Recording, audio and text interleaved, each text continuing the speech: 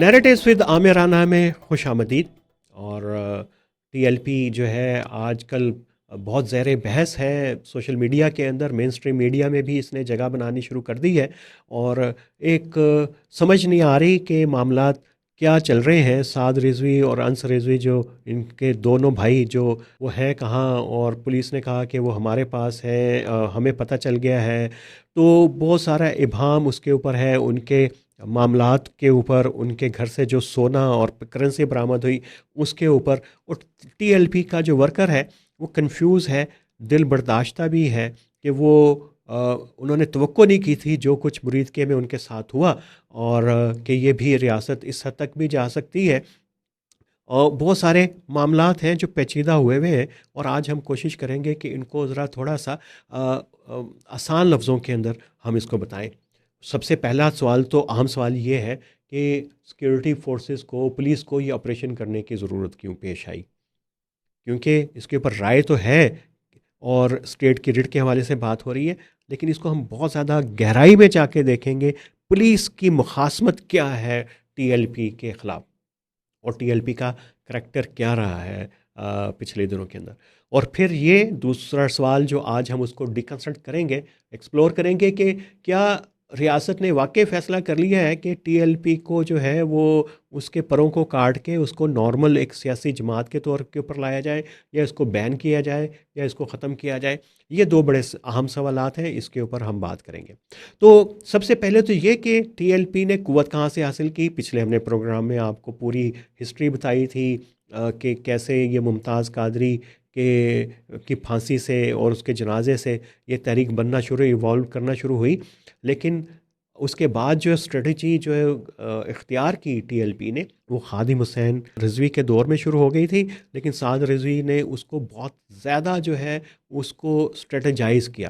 और वो स्ट्रेटजी ये थी कि पंजाब के और सिंध के अंदर भी और कराची के अर्बन एरियाज़ के अंदर भी इन्होंने जो ख़त्म कुरान है, नियाज़ें हैं, किसी की मर्ग के ऊपर, किसी खुशी के ऊपर, इनके जो मेंबर्स थे उन्होंने उसको एक्सप्लॉइट करना शुरू किया। कब्रस्तानों की दुआएं जो हैं उसके अंदर इन्होंने कहना शुरू किया कि जो हुर्मत रसूल के साथ हैं वो हाथ खड़ा करें, और जो इसके तहफ़्फ़ुज़ के लिए जो है अपनी जानें कुर्बान करके देना चाहते हैं वो अपने हाथ खड़ा करें। अब लोगों को इतनी डिफेंसिव पोजीशन में, नाजुक मरहले के ऊपर, जब किसी के घर में मौत हुई हो, जब एक कोई ख़त्म शरीफ चल रहा हो, आपके मजहबी जज्बात जो हैं वो तहारत चाहते हो, पाकीज़गी चाहते हो, वहाँ पे ये प्लूट करते थे अपने सियासी नारे के ज़रिए, ऑब्जेक्टिव के ज़रिए। और इन्होंने बहुत ज़्यादा वहाँ से अपना ह्यूमन रिसोर्स इन्होंने गेन किया और उसको कैपिटलाइज़ किया। इन्होंने वो छोटे छोटे, इसकी स्ट्रेटजी आप ये समझिए कि जो तबलीगी जमात तो हर घर के अंदर जाती है, और बाकायदा उसको जमात तश्कील देनी पड़ती है कि घरों पे जाके नॉक करके लोगों से को दावत दे कि आए, मस्जिद में आए। फिर हम आपको 6 नंबर बताएंगे कि तबलीग क्या होती है, इस्लाम क्या होता है, बुनियादी अरकान समझाएंगे। लेकिन जो टीएलपी ने टूल बनाया, वो बनाया उसने इसको ख़त्म कुरान की फातिहा को, जो टीएलपी के लोगों ने उसके ऊपर बहुत मेहनत की, और उन्होंने यहाँ से नेटवर्किंग उसकी शुरू की। अच्छा, ये नेटवर्किंग इसलिए बड़ी इंपॉर्टेंट थी कि इसने जो पीर की ताकत को भी, जो यानी पीर खाने जो थे उनकी ताकत को भी अंडरमाइन किया, और इसकी मकबूलियत जो है वो बढ़ना शुरू हो गई। फिर इसमें ये भी कि यहाँ से जो देहातों में, छोटे कस्बों के अंदर से इन्होंने नौजवानों के ऊपर ख़ास तौर के ऊपर मेहनत की, और जो बेरोज़गार थे उनके ऊपर मेहनत की। और उनको जो पिछले हमने प्रोग्राम में बात की थी कि एक सबॉर्डिनेट और इंटरमीडिएट क्लास जो है, मिडिल क्लास, यानी वो तबका मिडिल क्लास का जो सर्विसेज सेक्टर में नहीं है, ज़्यादा प्रोडक्शन के अंदर है, एग्रीकल्चर हो, इंडस्ट्रियल हो, स्मॉल इंडस्ट्री हो, जो भी हो, उसके साथ जुड़ा हुआ है, या जिनके लोग बाहर गए हुए हैं मिडल ईस्ट में या यूरोप में, तो उसके ऊपर इन्होंने टैप किया। और रिमेनिंग जो हिस्सा बचा था पीटीआई से, उसके ऊपर इन्होंने फोकस किया। तो ये तो उनकी स्ट्रेटजी थी कि इसको वहाँ से करें। और इस स्ट्रेटजी के अंदर ज़ाहिर है कि जब लोकल लोगों को, बच्चों को इंगेज किया, तो ये जो टीएलपी के मुकामी अहदेदार थे वो बड़े एम्पावर हो गए, और उन्होंने पहला चैलेंज जो है वो मुकामी पुलिस को देना शुरू किया। और उन्होंने अपनी तरफ से जो है वो थानों में जाके गैर मुस्लिम कम्युनिटीज़ थी, उनके मुतल्लिक शिकायतें करना शुरू की। उनके ऊपर जो ज़ियाउल हक के दौर के अंदर जो ऑर्डिनेंस आए थे वो, और बाकी कवानीन उनके नफाज के लिए जो है कोशिश शुरू की। मुकामी SHOs थानेदारों को तंग करना शुरू किया, उनकी मदद लेना शुरू की, उनके मजहबी जज्बात को एक्सप्लॉइट करना शुरू किया। और मुकामी थानेदारों के लिए, SHOs के लिए, पुलिस के लिए मुश्किल हो गया कि इसके दबाव से कैसे निकला जाए। आपने बहुत सारी वीडियोस देखी होंगी।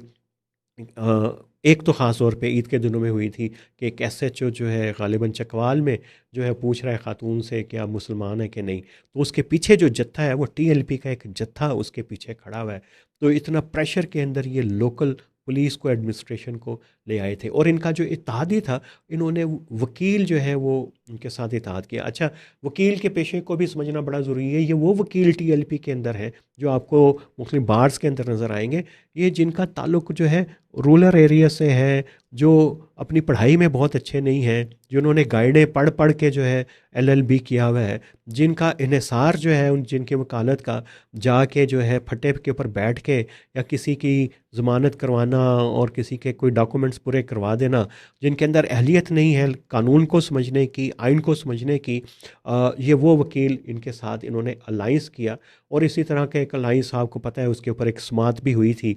और वकीलों के लिए एक रोल मॉडल बन गया था एक राव रहीम नामी शख्स और उसका गैंग, ब्लेस्फेमी गैंग। तो उन्होंने लाइन किया पूरा का पूरा TLP के साथ।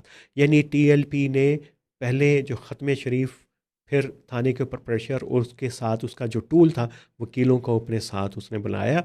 और हमने पिछली दफ़ा बात की थी कि फ़दाईन जो थे वो, और उनसे जो नौजवान इसमें आते थे वो मौत के ऊपर उनसे ये हलफ लेना इन्होंने शुरू किया। तो ये इतनी चैलेंजिंग सूरत हाल थी कि पुलिस के लिए जो है वो बड़ा दोभर हो गया था कि इनके साथ डील कैसे किया जाए, इनके प्रेशर से डील कैसे किया जाए।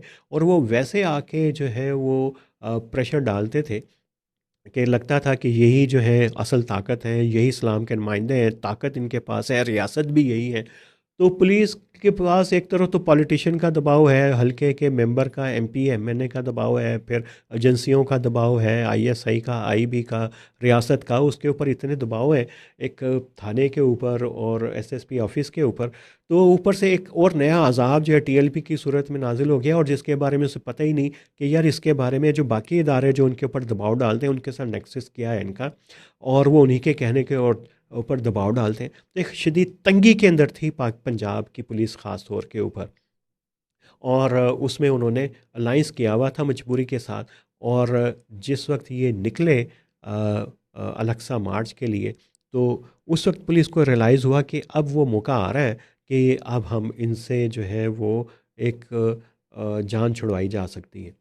वो आपने तो लाल चौधरी के बयानात, प्रेस कॉन्फ्रेंस, टीवी के ऊपर प्रोग्राम देखे होंगे कि रियासत ने फ़ैसला कर लिया है कि हमने किसी भी जत्थे को जत्थेबाजी की इजाज़त नहीं देनी, वो खा PTI हो या TLP हो। तो उस कॉन्टेक्स्ट में पुलिस के अंदर भी गुस्सा था। और आपके याद होगा कि जब जब TLP ने जो है वो जुलूस निकाले, एहतजाज किए हैं, तो पुलिस को उन्होंने ब्रूटली टॉर्चर किया है। बहुत सारी पुलिस की पहले भी शहादतें हुई, इस मरतबा एक SHO की हुई मुरीद के अंदर। तो एक पुराना पॉइंट स्कोरिंग भी थी।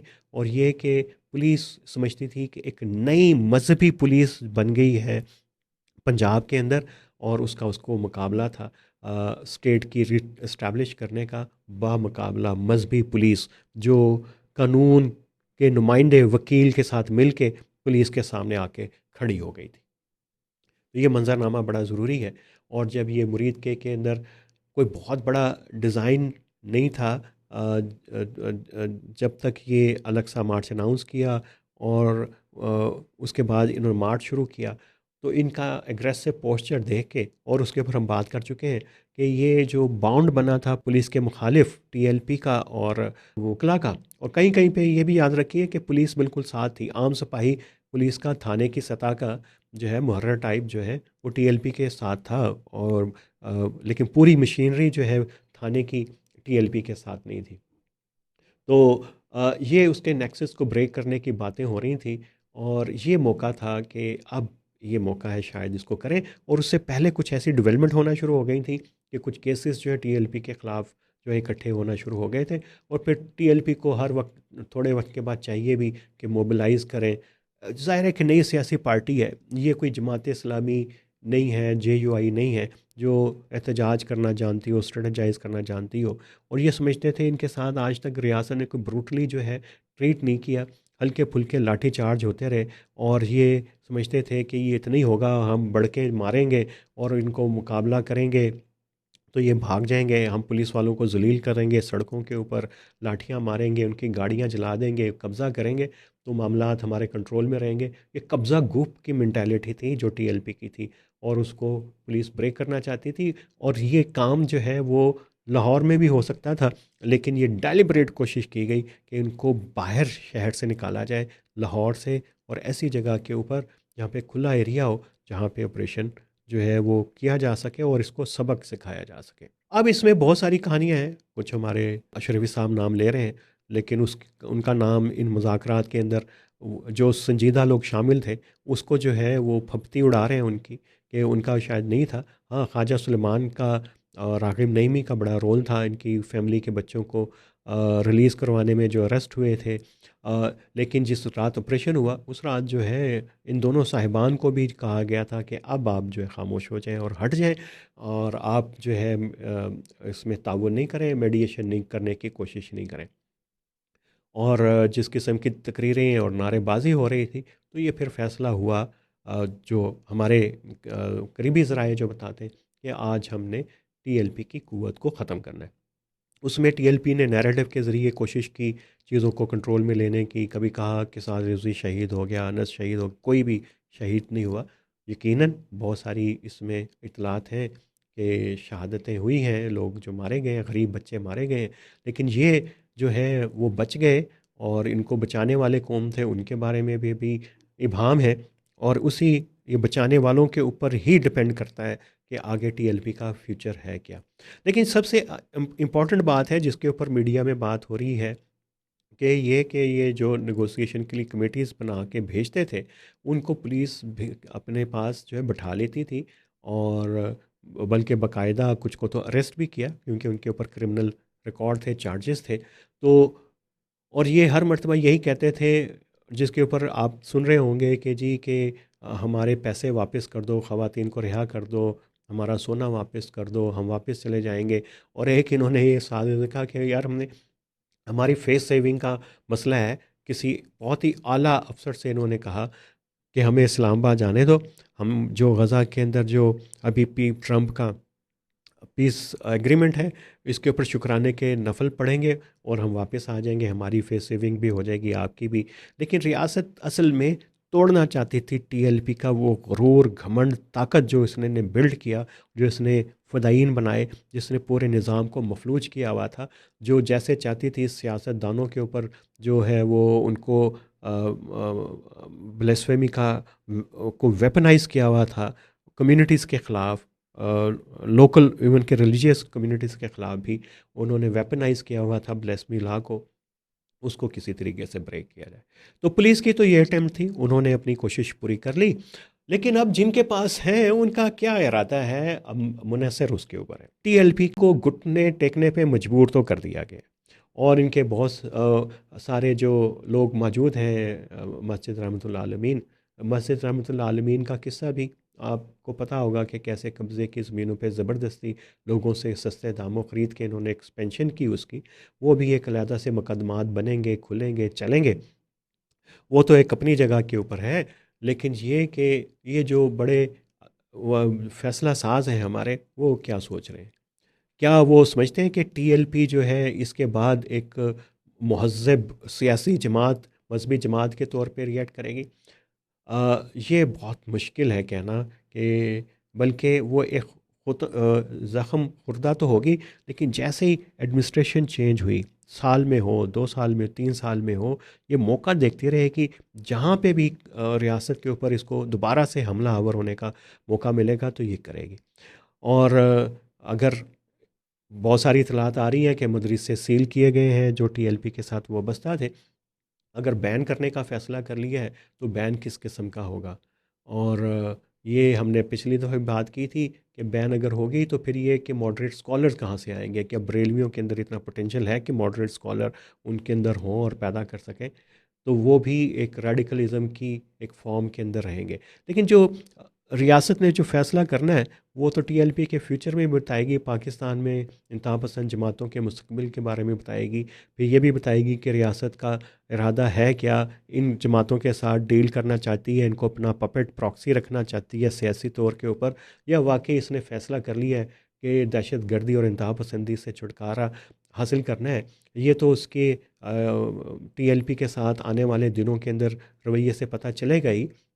लेकिन ये कि आप बरेलवियों को ख़ुद भी कोई एहसास है कि ये हुआ क्या, और उनके साथ जो उन्होंने 9/11 के बाद पूरी सिंपैथी गेन की थी दुनिया की, और टीएलपी ने उसको जो है स्टेक पे लगा दिया, और अब उनको एक दहशत गर्दी के इंतहा पसंदी के लेबल के साथ कटहरे में ला के खड़ा कर दिया है। तो वो उनको भी इसके ऊपर ज़रूर गौर करना चाहिए कि वो हुआ क्या उनके साथ। और ये लम्हा फ़िक्री है सबके लिए। और ये कि अभी जो थोड़ी सी स्पेस है सिविल सोसाइटी के लिए, जो मॉडरेट फोर्सेस हैं पाकिस्तान के अंदर, वो उनको इस मौके से जो है फ़ायदा उठा के अपनी स्पेसेस को इंक्रीज़ करना चाहिए, और वो अपने नैरेटिव बिल्डिंग के ज़रिए कन्फ्यूजन नहीं फैलानी चाहिए। जो चीज़ें होंगी वो हमारे सामने आती रहेंगी आने वाले दिनों के अंदर। और अगर ये टीएलपी को सपोर्ट मिलती है और साद रिजवी कोई डील करने में कामयाब हो जाते हैं अपनी ये रूपोशी या जो भी है गिरफ्तारी उसके दौरान, तो फिर उसके बाद जो है वो हम ज़रूर इसके ऊपर रिएक्शन देंगे कि ये एक ब्लंडर होगा कि घुटनों पे टेकने पर मजबूर करने के बाद अगर रियासत उनको दोबारा से स्पेस देती है और दोबारा से इंतहा पसंद जमात को पनपने देती है पंजाब के अंदर और पाकिस्तान के बाकी हिस्सों के अंदर। तो कल जुम्मा है, कल बड़ा इम्पोर्टेंट दिन है क्योंकि टीएलपी ने एहतजाज का ऐलान किया है। और ये एहतजाज होगा क्या, किस किस्म का होगा, ये डिटरमिन करेगा पुलिस के रिएक्शन को भी, वो क्या करना चाहती है, टीएलपी को भी और सिक्योरिटी इदारों को भी। तो बड़ा अहम दिन है कल का, कल और आज रात का भी, कि उससे पहले ही शायद कुछ मामलात हो जाएं। तो देखते रहिए और हम भी क्लोजली देखते रहेंगे पंजाब में बदलती हुई सूरत हाल को। आज के लिए इतना ही।